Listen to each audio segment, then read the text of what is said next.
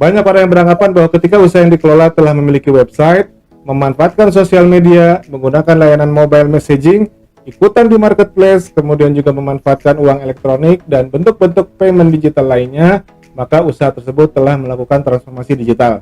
Nah, apakah pengertian seperti ini tepat? Apakah transformasi digital itu berkaitan dengan segala sesuatu yang berhubungan dengan go online, internet, lalu menggunakan perangkat-perangkat IT, server, cloud, IoT, dan lain sebagainya? Nah, di video ini kita akan bahas dan kupas secara tuntas tentang apa itu transformasi digital, yang mana istilah ini sedang hype dan menjadi trending topik, khususnya di masa pandemi COVID-19 seperti sekarang ini.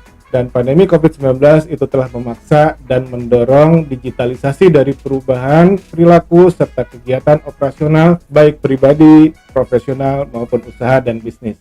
Saya tahu kondisi pandemi nggak enak banget. Teman-teman pelaku UMKM jangan menyerah, jangan putus asa.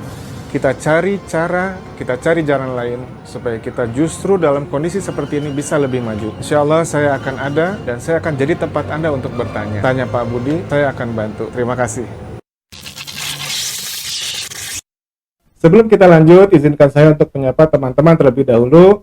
Assalamualaikum warahmatullahi wabarakatuh. Ketemu lagi dengan saya Budi Hakim Martias di channel Tanya Pak Budi. Kembali kepada istilah transformasi digital. Nah, jadi pengertian dan definisi yang kita sampaikan di awal video tadi itu adalah sebenarnya sebuah kekeliruan yang sifatnya sangat lumrah dan umum terjadi. Jadi transformasi digital bukan seperti itu teman-teman. Dan ini harus segera kita koreksi. Kenapa? Karena jangan-jangan ini adalah sebab dari terkendalanya dan sulitnya implementasi transformasi digital khususnya bagi sektor UMKM nasional sampai dengan hari ini. Kita sama-sama tahu bahwa sampai dengan saat ini tidak sampai 20% dari seluruh pelaku UMKM nasional yang jumlahnya kurang lebih sekitar 64 juta orang itu telah memanfaatkan teknologi digital. Dan apakah angka ini bagus atau mungkin sebaliknya? Mari kita coba lihat seperti apakah rate competitiveness digital dari negara kita khususnya di tahun 2021 ini. Dan Indonesia itu berada di peringkat ke-53 tahun ini.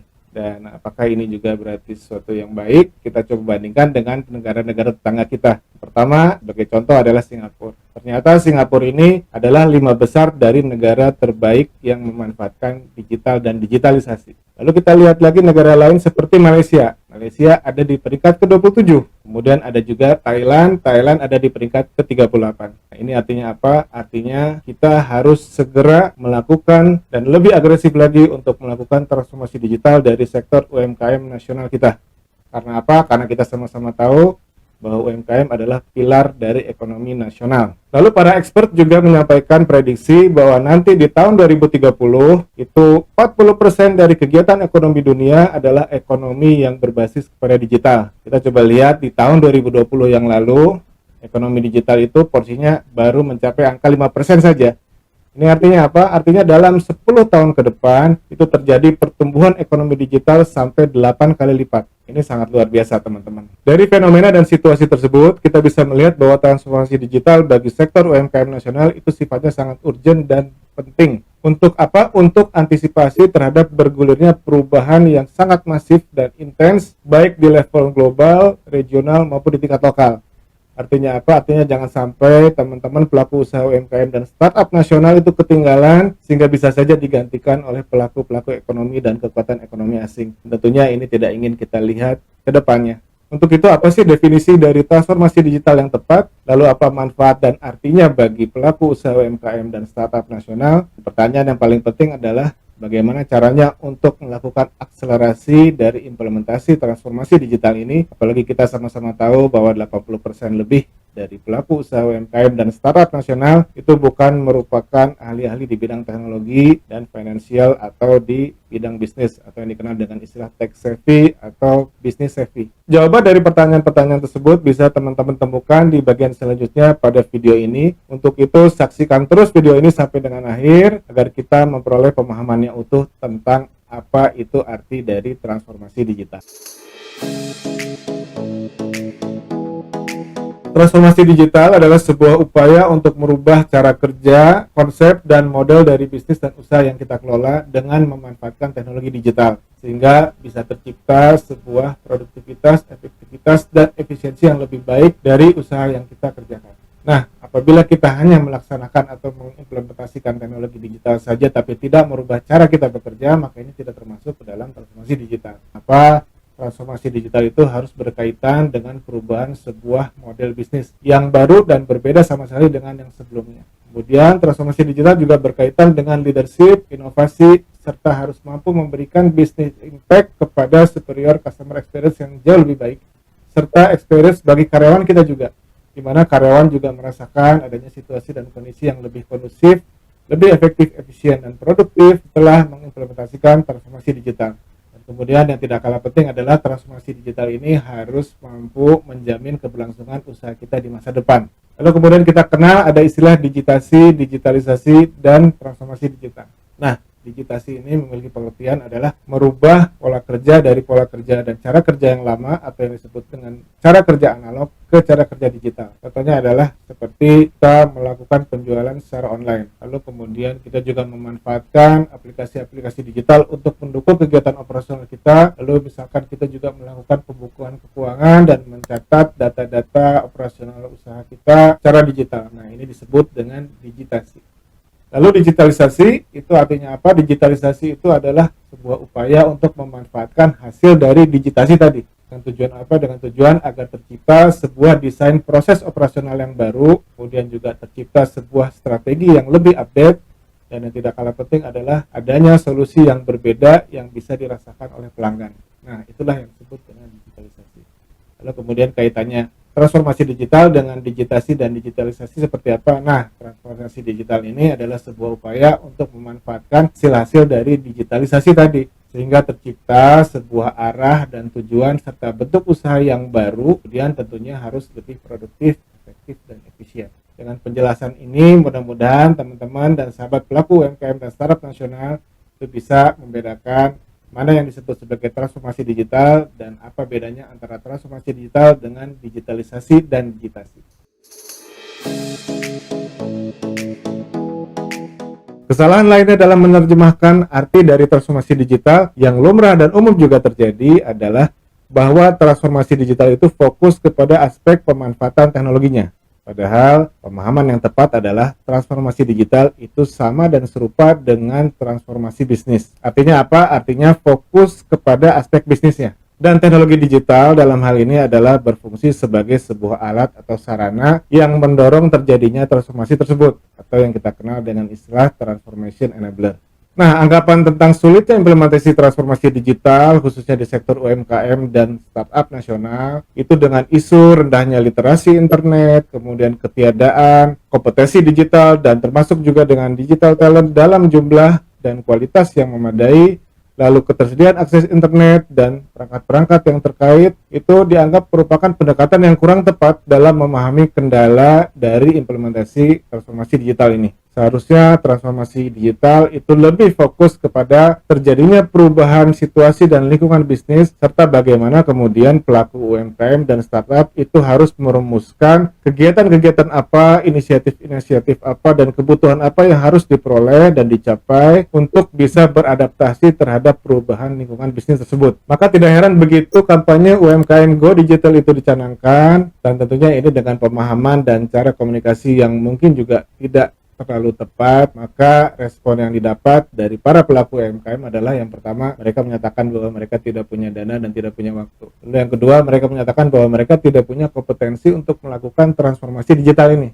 Kemudian ada alasan juga yang disampaikan, yaitu tidak adanya perangkat dan sarana yang bisa mendukung mereka untuk melakukan transformasi digital. Lalu ada juga pertanyaan tentang apakah transformasi digital ini nanti akan efektif bagi mereka setelah mereka melakukannya gitu ya, dan apakah transformasi digitalnya juga aman untuk bisnis mereka gitu. Dan pertanyaan mereka yang paling penting adalah bagaimana dan mulai dari mana untuk melakukan transformasi digital ini. Nah, ini adalah bentuk-bentuk kekeliruan dalam memahami apa itu transformasi digital, teman-teman. Karena apa? Karena transformasi digital itu penekanan dan prioritas utama dan pertamanya adalah kepada transformasinya, bukan kepada digital.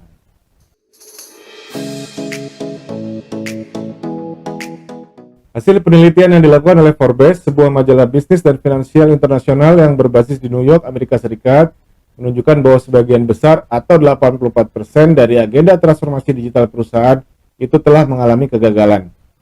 Dan ini bukan hanya menimpa perusahaan-perusahaan kecil atau perusahaan-perusahaan dan sektor UMKM saja, tapi juga terjadi kepada perusahaan-perusahaan multinasional dan raksasa-raksasa bisnis global. Kembali kepada pengertian dari transformasi digital, maka transformasi digital itu harus bisa menciptakan pertumbuhan produktivitas, efektivitas, dan efisiensi dari usaha yang kita kelola. Artinya apa? Artinya apabila hal-hal ini tidak terjadi, maka transformasi digital yang telah dilakukan itu telah mengalami kegagalan sehingga perlu diperbaiki. Jadi bukan transformasi digitalnya itu yang ditinggalkan, tapi diperbaiki. Nah, kemudian hal apa saja sih yang menyebabkan gagalnya sebuah transformasi digital? Nah, yang paling utama dan yang paling pertama adalah bahwa kita salah dan keliru dalam memandang transformasi digital itu sendiri. Nah, ini sudah kita bahas panjang lebar di bagian-bagian sebelumnya dari video ini. Kemudian yang kedua adalah kegagalan kita dalam merumuskan kebutuhan atau merumuskan transformasi bisnis apa yang harus dilakukan ke depannya. Ini terjadi karena kebanyakan dari kita fokus kepada adopsi dari teknologi digitalnya. Dan ini juga sudah kita bahas sebelumnya. Lalu yang ketiga adalah kita tidak melakukan review dan perbaikan terhadap kondisi existing atau keadaan sebelumnya. Dan kemudian mengimplementasikan teknologi digital. Artinya kita harus perbaiki dulu situasi dan keadaan saat ini disesuaikan dengan kebutuhan dari transformasi bisnis, baru kita mengadopsi atau mengimplementasikan dan memanfaatkan teknologi digital. Kemudian kesalahan atau penyebab yang keempat adalah fokus kepada teknologi digital bukan kepada faktor manusia dan proses atau people and process. Penyebab yang kelima adalah kegagalan kita dalam mengelola dan memanajemeni agenda transformasi itu sendiri. Ini sebagai contoh disebabkan oleh karena kita melakukan proses transformasi setengah-setengah gitu ya. Lalu kemudian kita salah memilih solusi teknologi yang sesuai dan tepat untuk usaha yang kita kelola, dan juga misalkan disebabkan oleh karena kita gagal untuk mengkomunikasikan tujuan akhir dari transformasi itu sendiri. Kemudian ada juga yang disebabkan karena kegagalan dalam mengantisipasi resistensi terhadap transformasi. Jadi transformasi ini tentu ada kalanya itu diikuti dengan resistensi dari pihak-pihak yang terkait dengan terjadinya proses transformasi dari usaha yang kita kelola tersebut. Lalu bisa juga disebabkan oleh kesalahan kalkulasi dari kebutuhan biaya untuk melakukan proses transformasi digital itu. Nah, inilah 5 hal yang menjadi penyebab dari kegagalan sebuah agenda transformasi digital perusahaan.